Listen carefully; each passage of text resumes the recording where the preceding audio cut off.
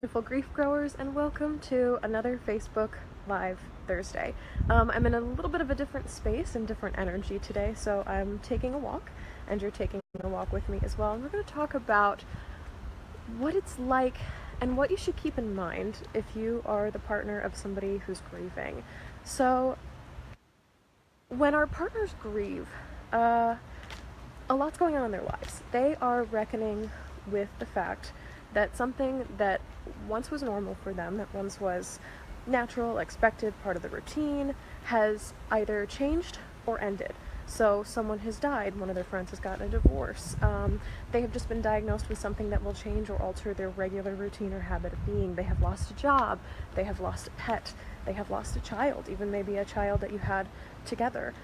So if your partner is grieving, they're going through grief.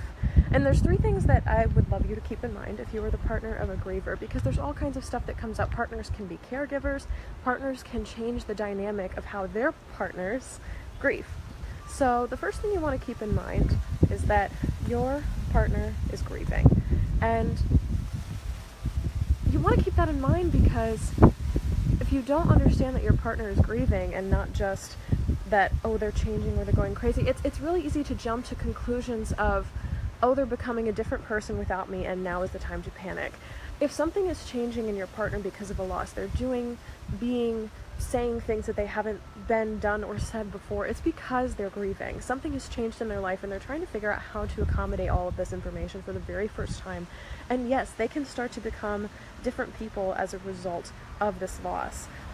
The second thing that you want to keep in mind is that as your partner is grieving, you are also grieving. A lot of caregivers, a lot of partners who are watching their partners walk through grief, if you're watching your boyfriend, girlfriend, husband, wife, non-gendered spouse, whoever, walk through grief, you are grieving as well because you're watching them change. Where something has changed in their lives, whether it's been a death or a diagnosis or loss of a job or loss of a pet or what have you, they're changing in your lives too. So in a way, you're losing the partner that you've always had. So you're losing this sense of, you could be losing a sense of stability or consistency or household availability or emotional availability or sex or intimacy or emotional connection with them that you previously had before. So the first thing you want to remember if you have a partner who's grieving is that your partner is grieving. This is the reason for all their changes in energy, in behavior, in language, in stamina, in communication. The second thing you want to remember is that you're grieving. So all of your changes in energy and behavior and stamina and household availability, that's because you're grieving as well. And the third thing that you want to remember is that if you're the partner of someone who is grieving, their grief is valid because something is happening in their lives, but your grief is valid as well. And this is really, really important because a lot of times people brush over partners of people who are grieving, or they expect them to be strong, or expect them to take care of all the odds and ends, or more with the kids, or take up more with the in-laws, or take up more at work or financially or what have you because the other person is grieving. There's just this expectation that when your partner is grieving, you don't grieve. But you do grieve because you are watching someone else grieve. You're watching their life change, and because they're changing, because their life is changing, you are also changing. And grief is defined as the behavior, the selection of emotions that happens when something in the life changes or something in life ends. And this is death, divorce, diagnosis, child loss, pet loss, job loss, everything all clumped on in there together. I'm a little bit inarticulate today because I am just in a totally different setting and energy space today. But I want to let you know that if you're the partner of someone who's grieving, your grief is valid and your grief is okay to be having. You are allowed to have feelings and emotions while you're watching your partner grieve. And this is really important. And so some tips for this, if you're the partner of somebody who's grieving, I want you to reach out and find your own sources of places to put this grief energy. So instead of redirecting your grief back at your partner, because they're grieving, so they might not have capacity to hold this, and you're grieving, so you don't always have capacity to hold yourself as well. Highly encourage you to speak to your own family, to speak to your friends, speak to a counselor, speak to a therapist, speak to coworkers about everything that's changing in your life. And unlocking that story can decrease a lot of isolation for you and make you feel like you're less alone in this battle, because chances are if you start telling somebody that you feel like you're changing because your partner is changing, they're going to have a similar story or a similar experience or a similar way of saying, yeah, when my husband got diagnosed with this started changing. Or yeah, when my girlfriend lost her dog, I felt like we were a totally new couple. All this other stuff, and there's so many communities out there that are for grieving people, and you are a grieving person if you're the partner of somebody who's grieving.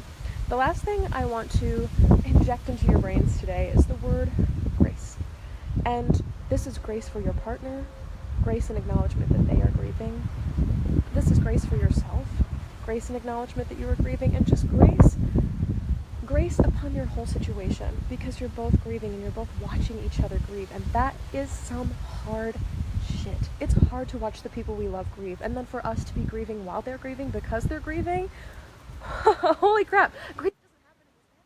I said this on the podcast, but especially in grief in relationships, grief doesn't happen in a vacuum. So if our partners lose something, we lose them, and we have lost that too, because it was whatever influence it was in their life. So we're all navigating how to become these different partners as things change, as things become different in our lives. So just keep this mentality of grace, and you're not going to do it perfectly. You can't be a perfect partner when somebody is grieving. You can be a good partner. You can be an attentive partner. You can be a supportive partner, but you will not be a perfect partner, and that's okay as well. And they won't be to you either, because they're grieving, because you're grieving, because things are changing. Someone has died. Somebody's been diagnosed with something. Somebody has lost a pet or a job or a dream or information or a home. Something has changed to change their lives, and so your life is changing too. Their grief is valid, your grief is valid, and grace, grace, grace, grace, grace to both. Yeah, that's the message I've got for you today. If you're the partner of someone who's grieving, if you are the partner of someone who's grieving, or know somebody else who's the partner of someone who's grieving, I would absolutely love if you shared this video today. It's kind of a quick little message about what to do, how to feel, and acknowledgement that your feelings, if you are having them, are perfectly okay and normal and safe to be having. If you need any help, reach out to me. I'm Shelby at shelbyforsythia.com. You can also text at 312-725-3043. And you can listen to the full segment on how to support a partner who's grieving on this week's podcast, and the link is below in the description. Thanks so much, everybody, and I'll see you next week.